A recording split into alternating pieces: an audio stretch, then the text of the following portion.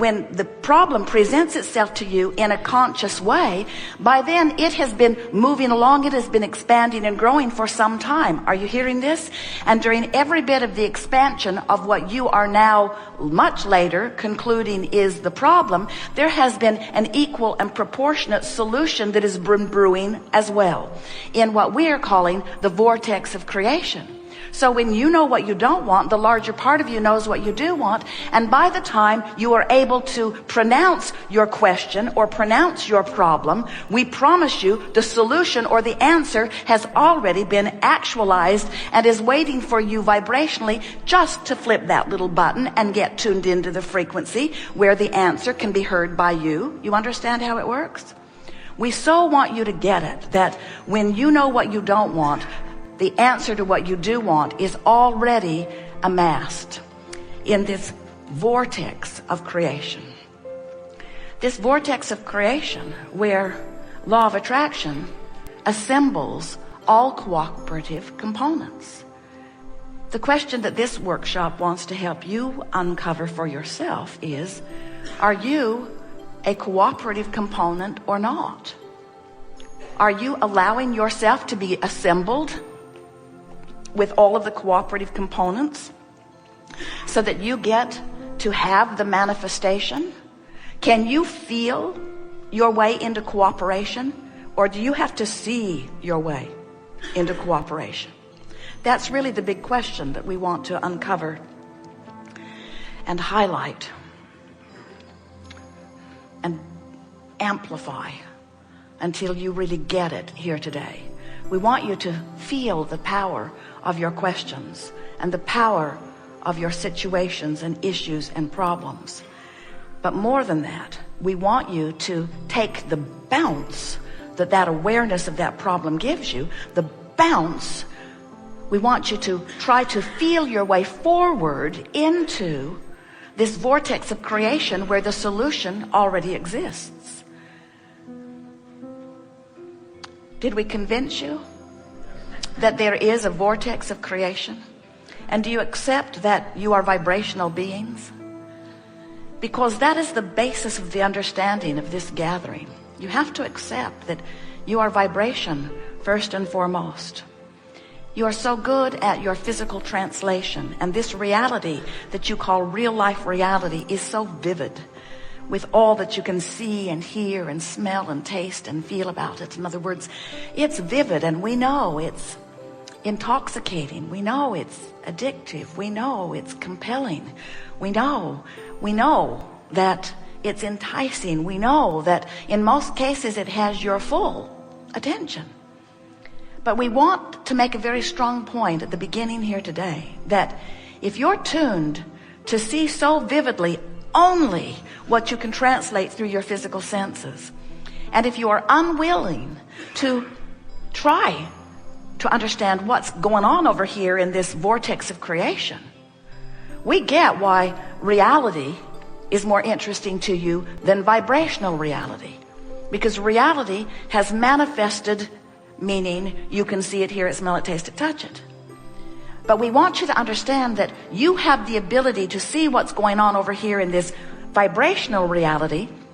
It's just a different lens that you will use to see it at first, and it's the lens of your emotions. You're going to feel your way forward into, here's the most important thing you'll hear us say all day, into this present tense vibrational reality. That's the thing we so want you to hear. This is the present tense. Now, many of you say, Abraham, come on, give me a break. How can you be calling present tense something that hasn't manifested yet? I want to call that, from where I stand over here in my physical body, future, my future experience. And we say, but the problem with that is all of your power is now. All of your point of attraction is now. All of your vibrating is now. All of your beating the drum that activates the thought that equals your point of attraction, all of that is happening right here and now.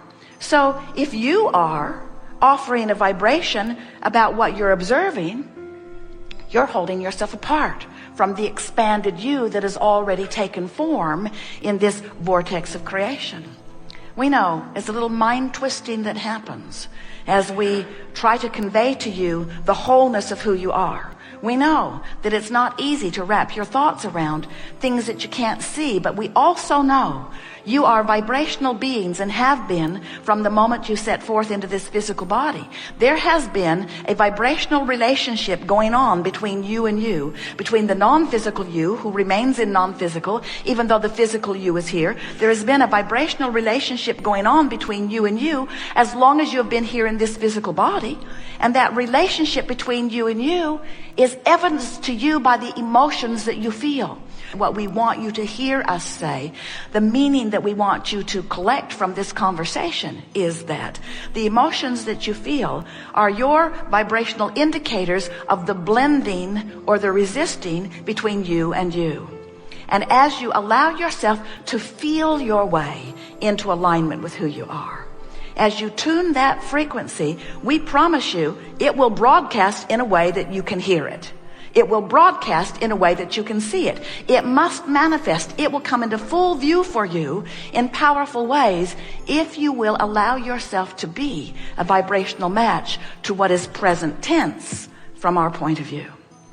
Now, in order for you to get very good at that, you could stand in the middle of a problem and say, oh, wait. I remember Abraham said, if I'm standing in the middle of a problem, the solution is already there. So good to know. It's already there. Instead of saying, where is it? I can't find it. I don't know where it is. I've been here so long. I'm unhappy about being here. I'm afraid. I'm disappointed. I don't deserve this. What has gone wrong in my life experience? This problem should not be mine. I don't want it, but I've got it. Will you help me? I'm afraid. And we say, as you beat the drum of where you are in your problem, you hold yourself vibrationally out of earshot, out of feel shot, out of the feeling place of what's going on, the solution that's already present tense over here in this vortex of creation. So all day today, you're going to hear us. You're going to talk about a lot of things, and we're going to give you one eventually very boring answer. Go to the vortex, go to the vortex, go to the vortex, go to the vortex, go to the vortex, go to the vortex, until eventually we'll break you down and someone will scream from the back row, how do we get in the vortex?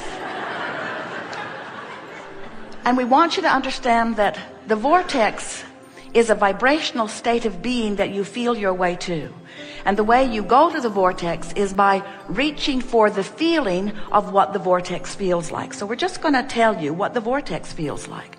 The vortex feels like this place of well-being, where a feeling of well-being, a feeling of stamina, a feeling of vitality. It's that fresh feeling. Jerry and Esther watched a little girl in a campground in Boston the other day.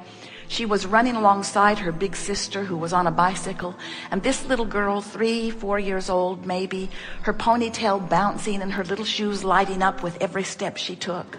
She was so in love with life on this beautiful fall day, bouncing through this campground, so vividly glad to be alive. And as Jerry and Esther watched her, the street went round this group of vehicles that was parked. Did you see Jerry and Esther's monster bus in the parking lot? It was parked there in a big space area. And as this little girl ran around and around and around and around, Esther ran from window to window to window to window to window to window to window to window. Esther couldn't take her eyes off this little girl who was in the vortex. Everything about her was vivid and alive. Esther wanted to just put everything she was doing on hold and just get on her own bicycle and spend the day with these kids. It was so obvious that there was not a problem anywhere near activation in her little vibration in that moment. She was so tuned in to the whole of who she is. And Jerry and Esther said, she's in the vortex. She's so in the vortex. And we want to say to you, why was she in the vortex? Get ready for it. It's profound, because she wasn't out of the vortex. Now that was better than you know, because what we're saying to you is, you'll be in the vortex unless you do that thing that doesn't let you in. In other words, you can be in the vortex and find some negative thought, and the vortex will spit you right out, because vibrations have to match up. Law of attraction will not allow you to be in a vibration of well-being and in a vibration of worry at the same time. So you got to lean in the direction of the vortex. You've got to get in there every now and again, even by accident. In other words, by accident we mean not deliberately focusing yourself there, by observation. You're really good at that in your physical form. Do you know that most of the vibration that you offer is because of what you are observing? So here's Esther and Jerry in their monster bus in this campground on this beautiful day. And what do they have? The delicious benefit of being able to observe someone so in the vortex that as soon as they laid their eyes on her, they did not want to take their eyes off of her. And because she spun her web around them, around and around and around and around and around and around and around and around and around she went, holding them for way more than 68 seconds in captivation of focused upon this joyful little child. Right into the vortex they went. Now, here's the thing that we want you to hear. This vortex is calling you always, calling you always. And it's a powerful call.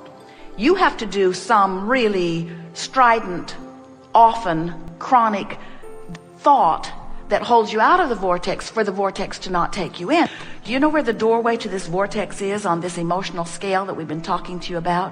Where joy and empowerment is on one end, and where depression and disempowerment is on the other end, and then all of the emotions in between. There's depression, and then there is revenge, and then there is anger, and then less anger, and overwhelmment and frustration. And pretty soon you get into this place of more optimism or hope. When you reach the vibrational attitude, the emotional attitude of hope, that doorway to the vortex is between hope and believing. So if you're hanging around in the vicinity of hope, that vortex will take you in. And when the vortex takes you in, now what you couldn't see when you were not in the vortex, you now can see from inside the vortex. In other words, what we want you to understand is you're going to feel your way in because you can't see your way in. You may have been hearing us say, we've been saying it for a long time, that when you want something and you talk about why you want it, there's less resistance in why you want it than in how you're going to get it, when it's going to come, who's going to bring it, how long is it going to take, where's it going to be. In other words, those questions to which you don't know answers cause you to stay outside the vortex, because it's aggravating the problem or the absence of what is wanted. We're always calling you into the vortex. We're always calling you forward into that which you really are. And unless you are doing that thing, you'll come easily. And as you allow yourself vibrationally to move into the vibrational proximity of this vortex, what begins to happen to you is you begin to practice the vibration of alignment. You begin to practice the vibration of allowing. You know, a belief is just a thought you keep thinking. It's just a habit of thought. So if you've got habits of thoughts about unwanted things, Esther will say, well, Abraham, it's true. It's true. As if that is a good criteria to give your attention to something. And we say there are a lot of true things that are very far away from who you are and what you want. And there are a lot of true things, like this little girl bouncing around the campground, who is a perfect match to who you are and what you want. So we have two primary encouragements to any of you who want to live the joyful life that you came to live, and that's all of you.